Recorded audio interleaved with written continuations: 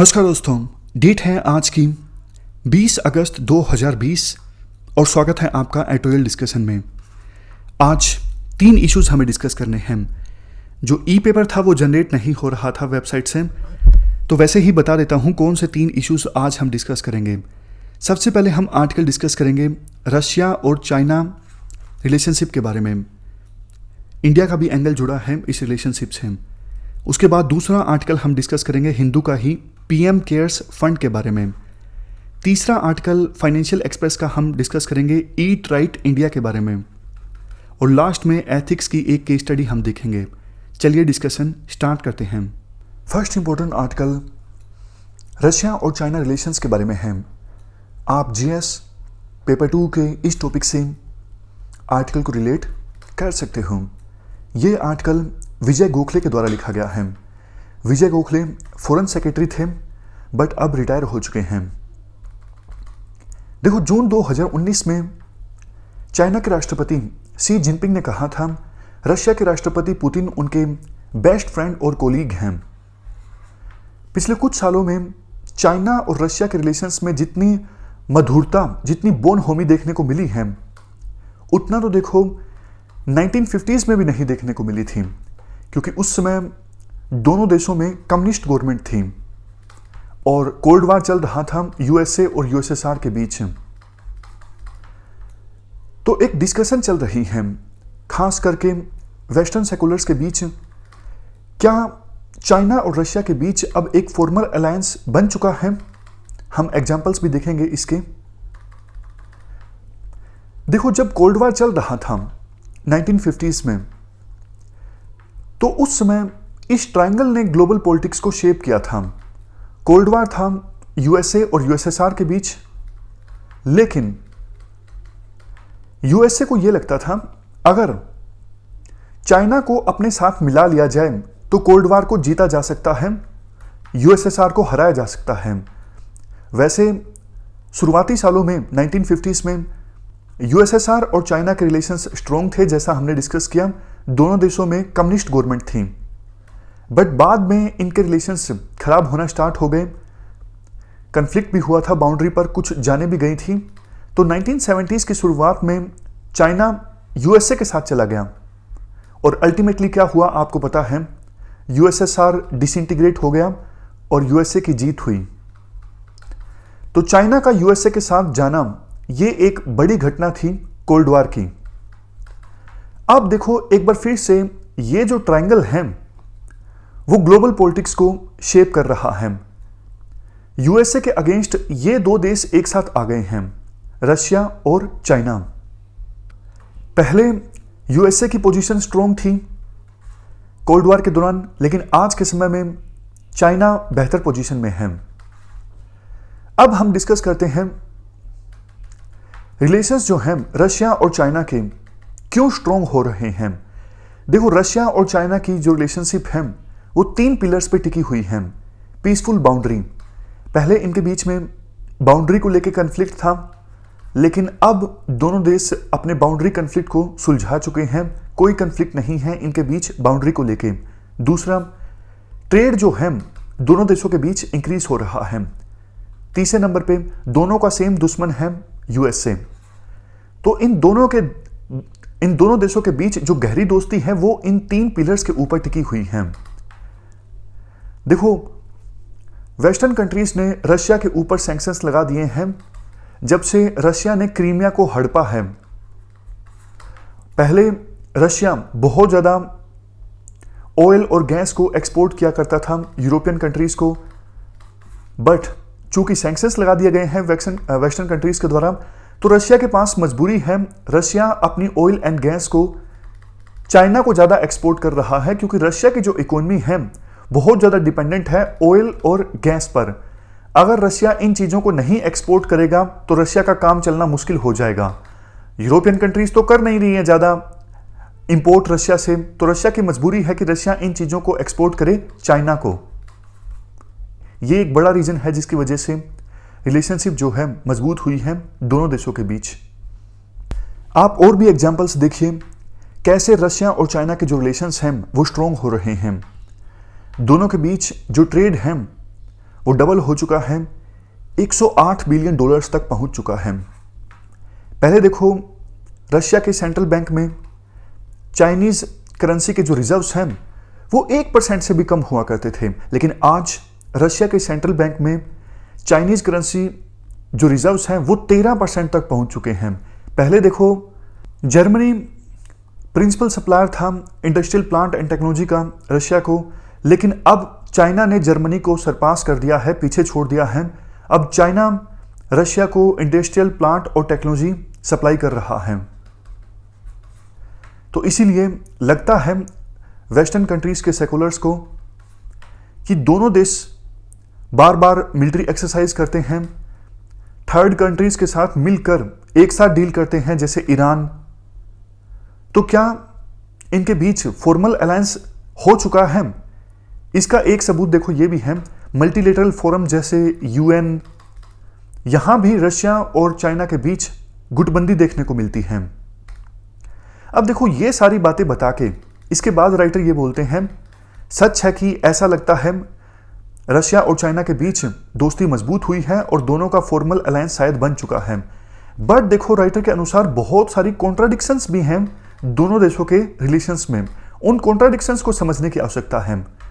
सबसे पहली contradiction, China के राष्ट्रपति चाइनीज नेशन के रीजूनिएशन की बात करते हैं।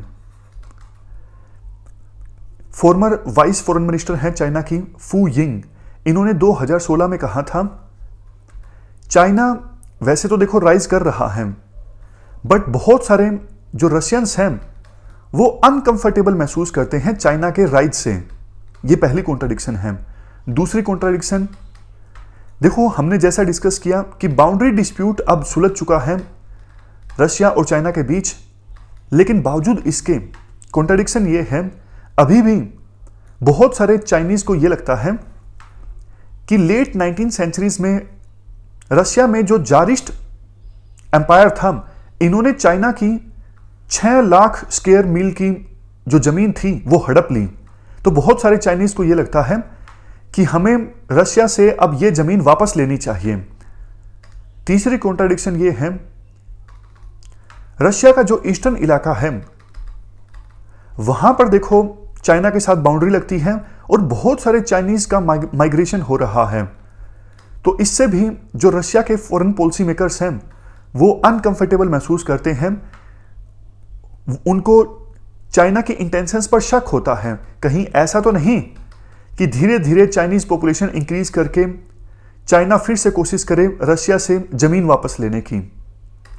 नेक्स्ट कॉन्ट्राडिक्शन ये है, कहने को तो देखो रशिया और चाइना के जो इकोनॉमिक रिलेशंस हैं बहुत ज़्यादा मजबूत हुए हैं, बट देखो अभी ट्रेड जितना होता है रशिया और चाइना के बीच, रशिया की साइड से ट्रेड सरप्लस है बिल्कुल थोड़ा सा, लेकिन दिक्कत ये है रशिया को ये लगता है हम तो रॉ मटेरियल एक्सपोर्ट करते हैं चाइना को जैसे oil, gas, but China technology वाले प्रोडक्ट्स, रेडीमेड प्रोडक्ट्स एक्सपोर्ट करता है रशिया को, तो इससे भी रशिया को दिक्कत है।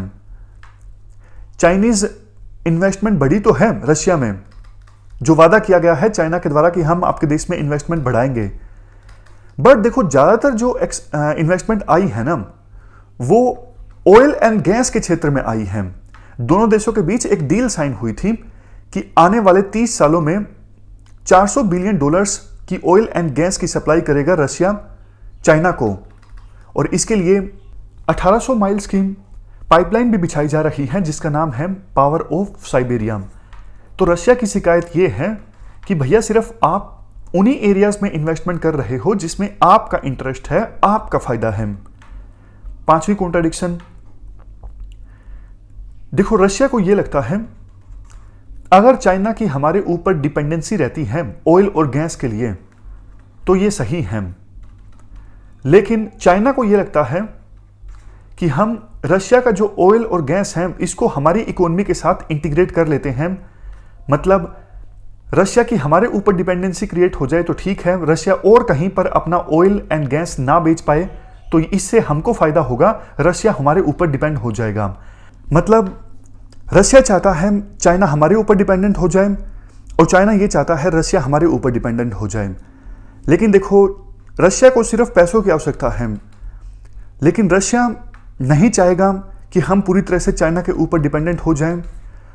रशिया को अगर मौका मिलेगा कि कल को अगर मान लीजिए यूएसए का राष्ट्रपति चेंज होता है और यूरोपियन कंट्रीज के साथ रशिया के रिलेशंस थोड़े से भी सुधरते हैं, तो रशिया चाहेगा कि अपने ऑयल और गैस के एक्सपोर्ट को डाइवर्सिफाई किया जाए, सिर्फ चाइना के भरोसे ना बैठा जाए।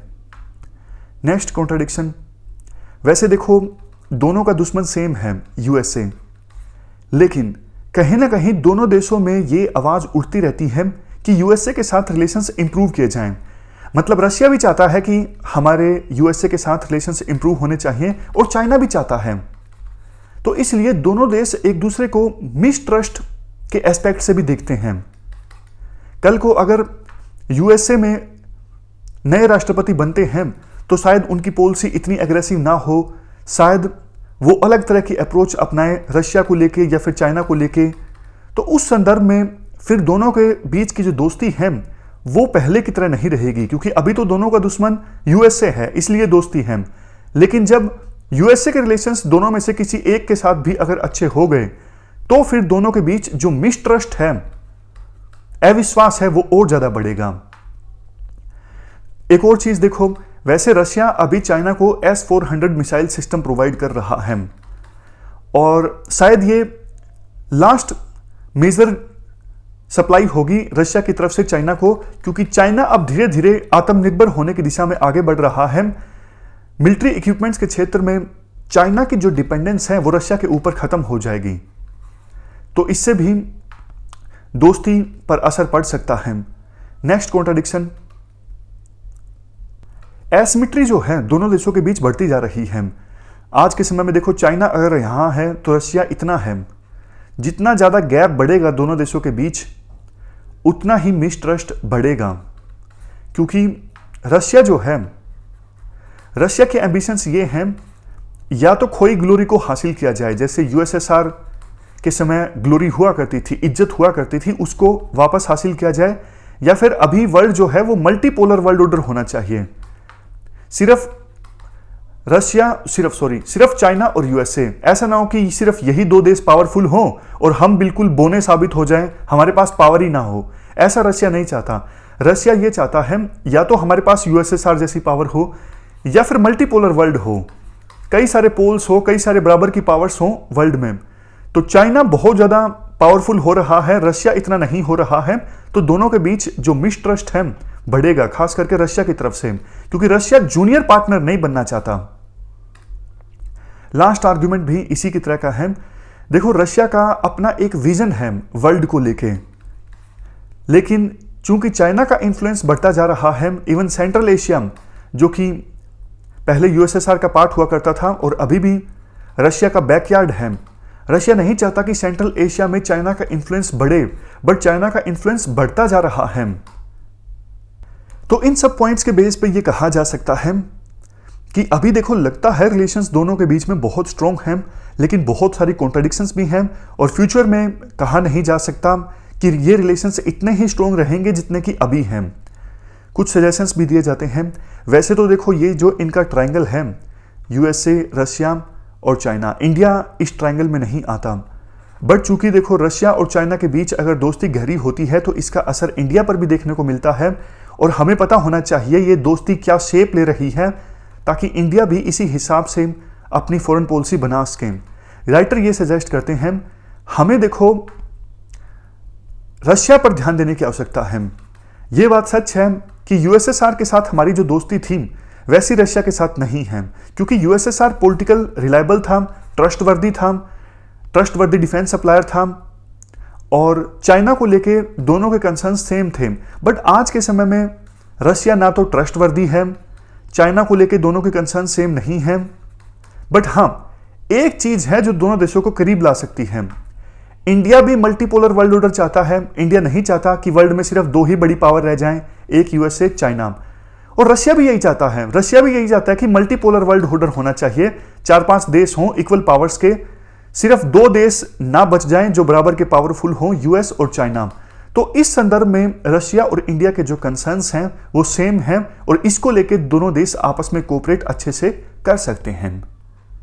तो ये पूरा आर्टिकल हमने डिस्कस किया। चलते हैं आगे। Next article PM cares fund से संबंधित सुप्रीम कोर्ट की जजमेंट के बारे में है। आप जीएस पेपर 2 के इस टॉपिक से आर्टिकल को रिलेट कर सकते हो। क्या कंटेस्ट है?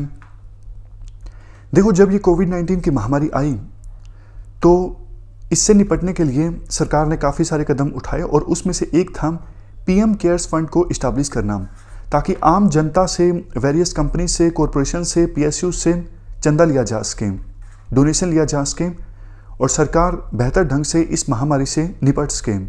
बेसिक डिटेल्स की बात करें पीएम केयर्स फंड के बारे में, इसको पब्लिक चैरिटेबल ट्रस्ट के तौर पे इस्टेब्लिश किया गया था और ट्रस्ट डीड जो है वो रजिस्टर्ड है 27 मार्च 2020 की।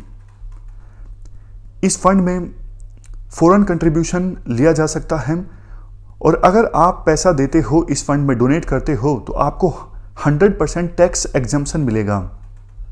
ये पीएम केयर्स फंड देखो एक दूसरा फंड प्रधानमंत्री नेशनल रिलीफ फंड से अलग है।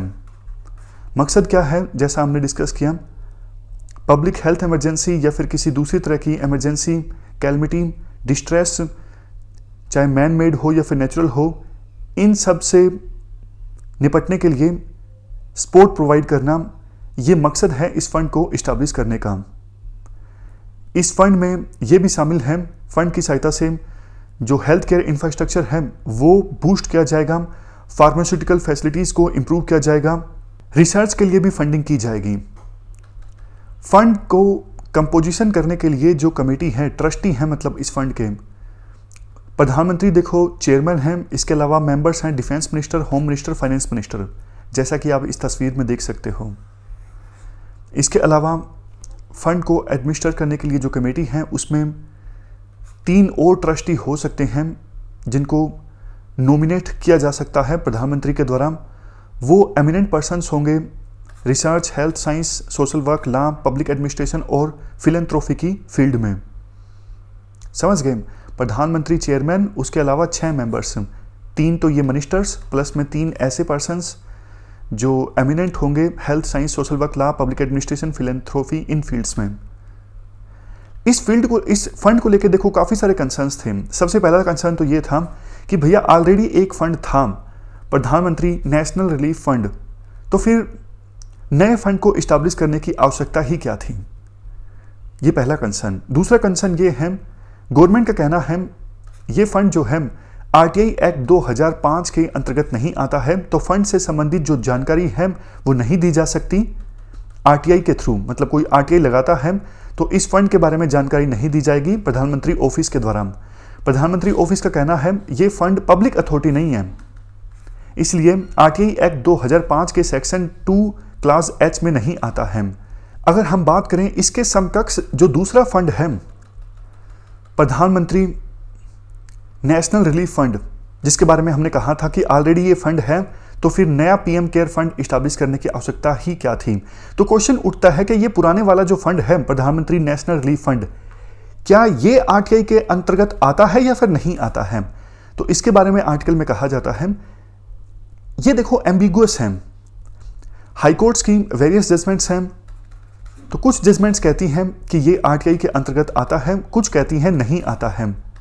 सेंट्रल इंफॉर्मेशन कमीशन ने डायरेक्ट किया हुआ है कि प्रधानमंत्री नेशनल रिलीफ फंड से संबंधित जो जानकारी है वो पब्लिक डोमेन में रिलीज की जाए, बट पूरी तरह से इस फंड से संबंधित जानकारी भी पब्लिक डोमेन में रिलीज नहीं की गई है।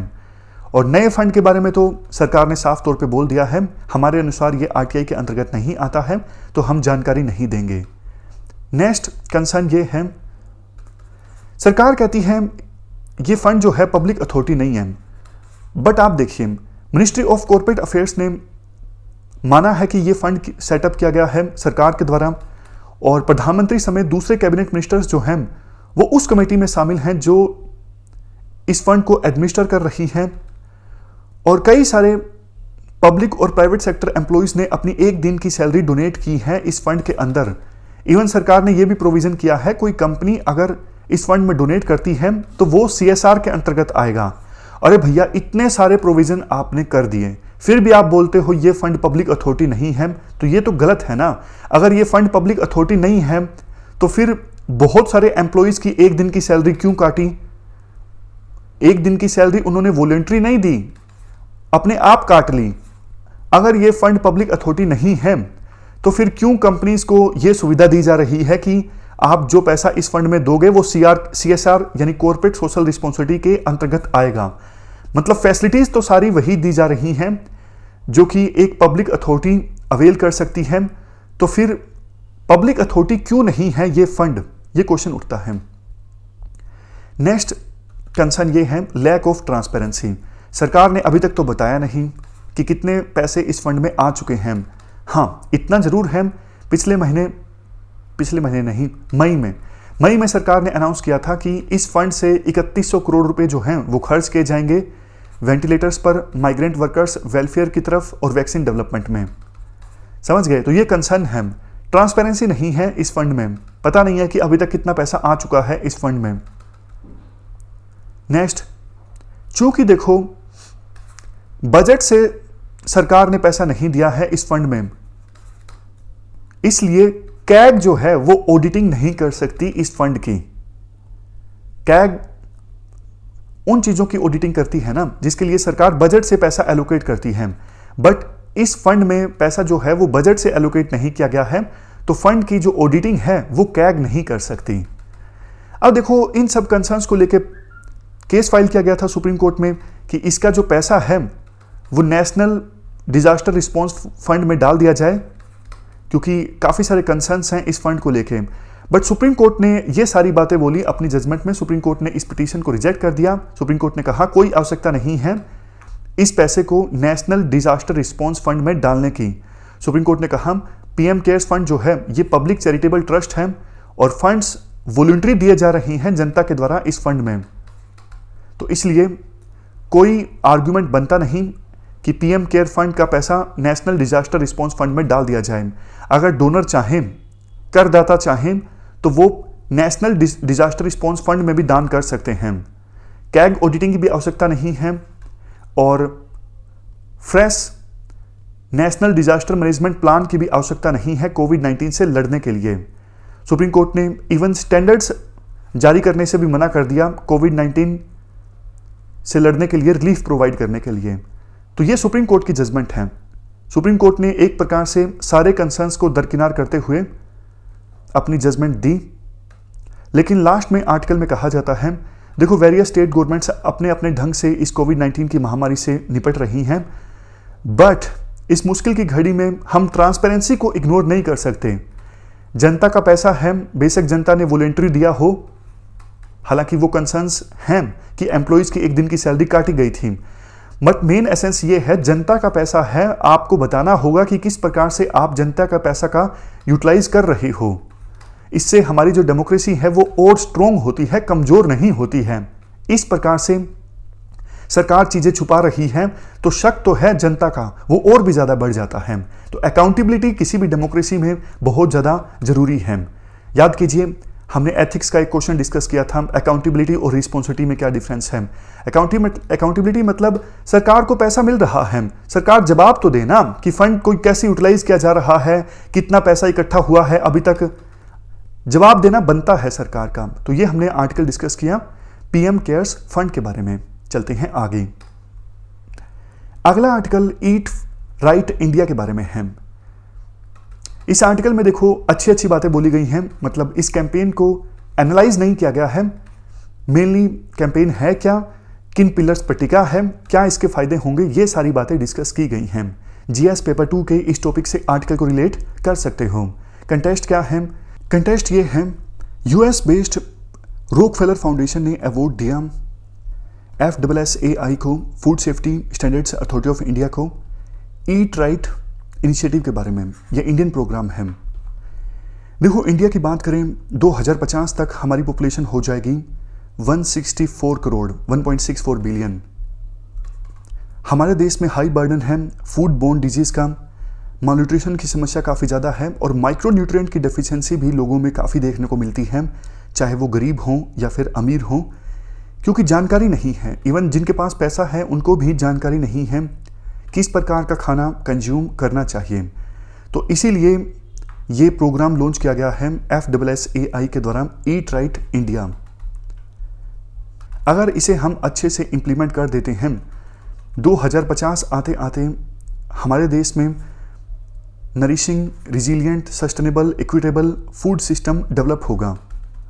ये जो प्रोग्राम है हेल्थियर डाइट को प्रमोट करता है सिस्टम बेस्ड अप्रोच की सहायता से। वो सिस्टम बेस्ड अप्रोच है क्या? फूड वेस्ट को रिड्यूस करना, हाइजीन एंड सैनिटेशन को इम्प्रूव करना, इसके अलावा हेल्दी फूड्स की अफोर्डेबिलिटी और एक्सेसिबिलिटी को इंक्रीज करना। बहुत सारी चीज़ें हैं इस इनिशिएटिव में।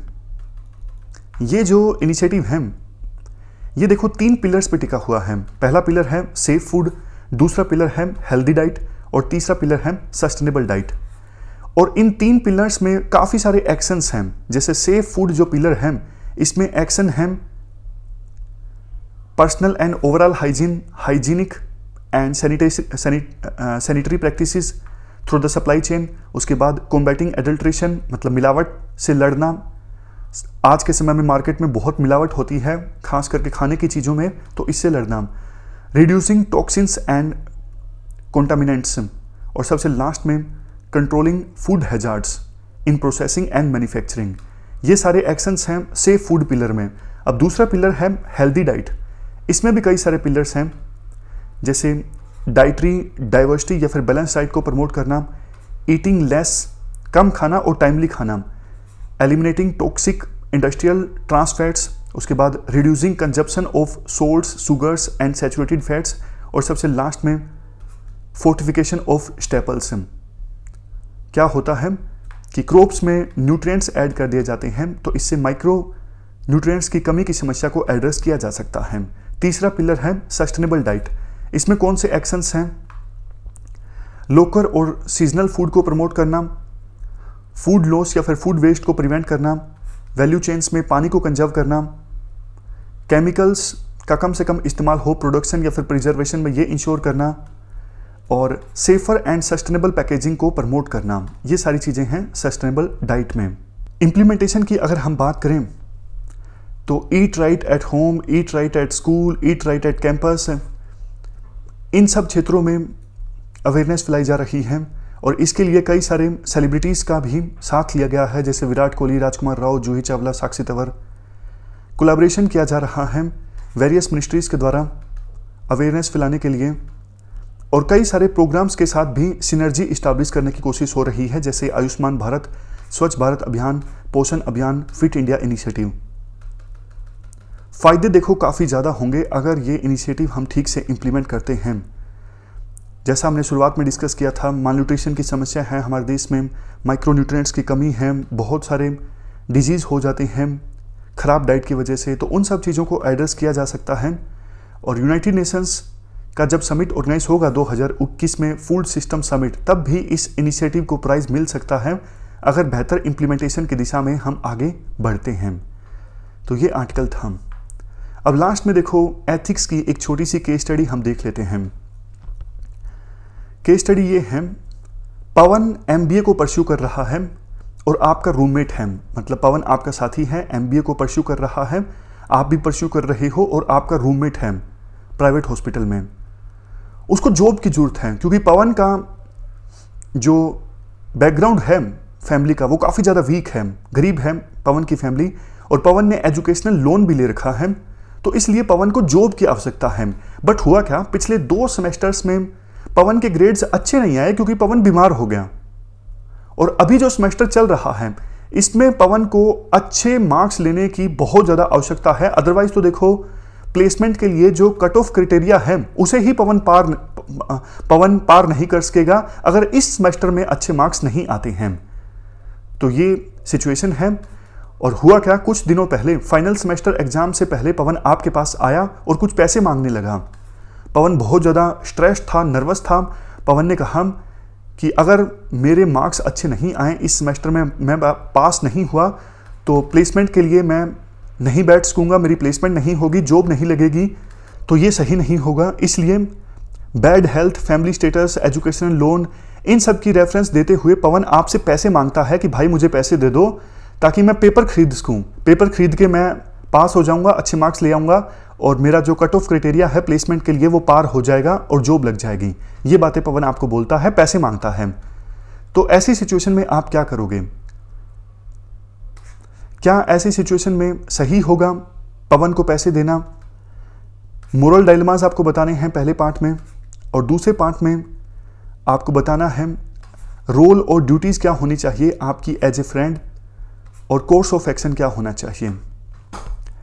देखो, केस स्टडीज में सबसे पहले तो आप फैक्ट्स को निकाल लो, जो इंपॉर्टेंट फैक्ट्स हैं। इस केस स्टडी में इंपॉर्टेंट फैक्ट्स क्या क्या हैं, फैक्ट्स निकाल लेते हो ना, तो फिर आप ज़्यादा से ज़्यादा एस्पेक्ट्स को शामिल कर लेते हो और कुछ भी छूटने की संभावना कम हो जाती है। एग्जामिनर को भी लगता है कि कैंडिडेट जो है सही रास्ते पर है, सारे फैक्ट्स जो हैं कैंडिडेट को पता हैं। तो देखो, ये सारे फैक्ट्स हैं जो लाल रंग में हाईलाइट किए हुए हैं। सबसे पहला फैक्ट, पवन आपका दोस्त है।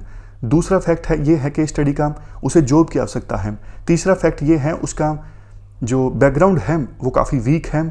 और नेक्स्ट फैक्ट ये है उसे अच्छे मार्क्स स्कोर करने की आवश्यकता है प्लेसमेंट क्राइटेरिया को सेटिस्फाई करने के लिए। नेक्स्ट फैक्ट ये है वो आपसे पैसे मांगता है पेपर खरीदने के लिए। तो ये सारे फैक्ट्स हैं।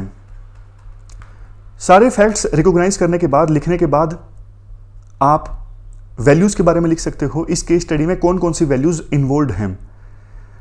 देखो, वैल्यूज़ इन्वॉल्व हैं ऑनेस्टी, मतलब पवन ऑनेस्ट नहीं है। इंटीग्रिटी, ये तो साथ साथ जब आप ऑनेस्टी के बारे में लिखो इंटीग्रिटी के बारे में लिख सकते हो। वैसे आपको याद होगा एक एडिटोरियल डिस्कशन में हमने दोनों के बीच में डिफरेंस को काफ़ी डिटेल से समझा था। काफ़ी बार एक लाइन बोली जाती है दोनों के बीच में डिफरेंस को बताने के लिए। अगर ऑनेस्टी ये है गलत काम ना करना, तो इंटीग्रिटी ये है गलत काम करने के बारे में सोचना भी ना। खैर, और कौन सी वैल्यूज इन्वॉल्व हैं ऑनेस्टी और इंटीग्रिटी के अलावा? एम्पैथी, आप अपने आप को पवन की जगह पर रखकर देखते हो कि पवन किस सिचुएशन से होकर गुजर रहा है। इसके अलावा मोरल राइटिशियस, मतलब सही रास्ते पे चलना। पवन आपसे पैसे मांग रहा है, आप पैसे दोगे या फिर आप सही रास्ते पे चलोगे कि गलत काम नहीं करोगे। तो मोरल राइटियसनेस भी यहाँ पे इन्वॉल्व है। तो ये सारी वैल्यूज़ बताने के बाद आप स्टेक होल्डर्स के बारे में बता सकते हो। केस स्टडी में स्टेक होल्डर कौन कौन हैं? पवन है, आप हो, और पवन की फैमिली भी है। स्टेक होल्डर वैसे टीचर्स भी हैं जो प्लेसमेंट से जुड़े हुए हैं। ये सारे स्टेक होल्डर्स हैं। तो 3 चीज़ें आपने बता दी, केस स्टडी के फैक्ट्स बता दिए, वैल्यूज़ कौन सी इन्वॉल्व हैं केस स्टडी में वो बता दी, स्टेक होल्डर बता दिए। अब आप मोरल डायलेमा को एड्रेस कीजिए। मोरल डायलेमा क्या है? एक तो देखो, मोरल डायलेमा सीधा सीधा है, क्या आप सही रास्ते पे चलोगे जो कि है मोरल राइटिशियसनेस, या फिर आप सोशल ऑब्लिगेशन को फॉलो करोगे। मोरल राइटिशियसनेस का मतलब ये होता है कि मोरली राइट। अब पवन को पैसे देना, पवन इससे पेपर खरीद के, ये तो मोरली राइट नहीं है ना, मोरली रोंग है। तो एक तरफ आपको मोरली राइट होना है, दूसरी तरफ सोशल ऑब्लिगेशन है कि दोस्त की मदद करनी है।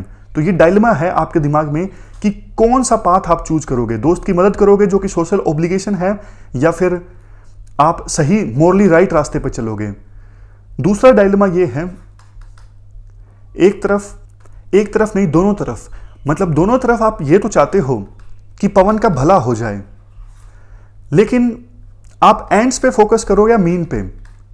मतलब मेन आप ये चाहते हो कि पवन का भला हो जाए, लेकिन क्या इसके लिए आप मीन्स को इग्नोर करने के लिए तैयार हो? क्या आप इसके लिए गलत रास्ता चूज करने के लिए तैयार हो पवन की हेल्प करने के लिए? तो डायलेमा ये है कि मीन्स को प्रेफरेंस दी जाए या फिर एंड्स को। समझ गए? तो ये मोरल डायलेमास हैं, सोशल ऑब्लिगेशन वर्सेस मोरली राइटिशियसनेस, और दूसरा एंड वर्सेस मीन्स। और कौन सा मोरल डायलेमा आप सोच सकते हो? देखो, जो हम डिस्कस कर रहे हैं इसका मतलब ये नहीं कि जो बेस्ट है हम वही डिस्कस कर रहे हैं। मतलब आप अपने हिसाब से इनोवेशन ला सकते हो। बस डिस्कशन करने का मतलब ये है कि एक तो आप टच में रहो एथिक्स के, और दूसरा आपका एक थॉट प्रोसेस डेवलप हो जाए। पेपर से 2 महीने पहले आप सोचने लगोगे तो शायद थॉट प्रोसेस आपका अच्छे से नहीं डेवलप होगा। आज आप ये केस स्टडी सुन रहे हो तो आपके माइंड में कई सारे आइडियाज अच्छे आ रहे होंगे, तो आप उनको यूज कर सकते हो। तो ये मोरल डायलेमास आपने बता दिया। उसके बाद आपको बताना है analyse your role and duties. आपका रोल क्या है एज ए फ्रेंड? रोल आपका ये है पवन को भरोसा देना, उसको कॉन्फिडेंस देना, क्योंकि वो डर रहा है, उसका कॉन्फिडेंस बूस्ट करना, उसको मोटिवेट करना ताकि बेस्ट टैलेंट जो है पवन के अंदर वो निखर के आए, वो अच्छे से पेपर दे सके, और मुश्किल की घड़ियों में पवन का साथ देना। ये सारे आपकी ड्यूटी बनती हैं एज ए फ्रेंड ऑफ पवन। तो कोर्स ऑफ एक्शन क्या सजेस्ट आप करोगे, इसे भी एनालाइज करना है।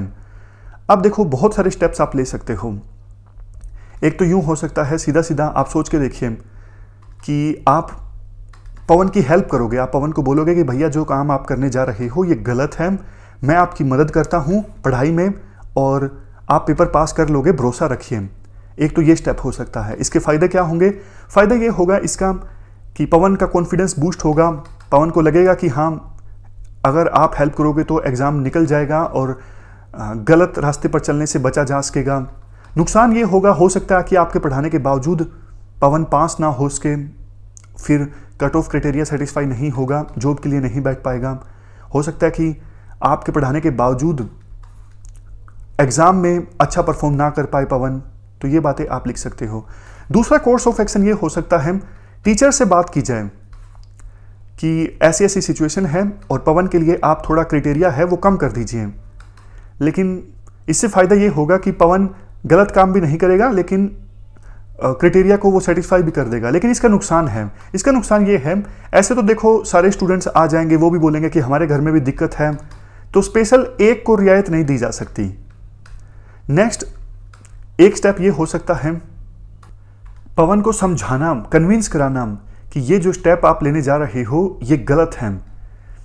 समझाना देखो जरूरी है, क्योंकि सिर्फ पैसे देने से, मना करने से काम नहीं चलेगा। पवन को समझाना पड़ेगा, कन्विंस कराना पड़ेगा, मोटिवेट करना पड़ेगा, एनकरेज करना पड़ेगा, तब जाके पवन के दिमाग में ये बात बैठेगी कि जो वो स्टेप लेना जा रहा है वो गलत है। फायदा इसका क्या होगा? फायदा तो देखो सीधा सीधा ये होगा, पवन की आंखें खुल जाएगी, पवन को समझ में आ जाएगा कि शॉर्टकट अपनाने से लाइफ में नुकसान होता है। और नुकसान क्या होगा? नुकसान वही होगा कि हो सकता है पवन जो है फिर एग्जाम में फेल हो जाए। तो अल्टीमेटली लास्ट में आप लिखोगे, देखो लाइफ में अगर शॉर्टकट अपनाए जाते हैं तो शॉर्ट टर्म के लिए हो सकता है फायदा हो, लेकिन लॉन्ग टर्म के लिए हमेशा नुकसान ही होता है। गांधी जी की जो थ्योरी है, मीन्स जो है वो गलत नहीं हो सकते, मतलब एंड्स हासिल करने के लिए मीन्स आपके गलत नहीं हो सकते। चोरा चोरी की घटना का जो एग्जाम्पल दिया जाता है, मकसद था आज़ादी हासिल करना, लेकिन वायलेंस की सहायता से अगर आज़ादी हासिल की गई तो फिर बाद में फ़ायदा नहीं होगा, इससे नुकसान ज़्यादा हो जाएगा। तो पेपर खरीद के अगर शॉर्ट टर्म में पवन सक्सेस हासिल कर भी लेता है तो इससे लॉन्ग टर्म में पवन को नुकसान ज़्यादा होगा। तो ये सारी बातें आप लिख सकते हो। हमारी आज के इस डिस्कशन में इतना ही है। Thank you very much for discussion.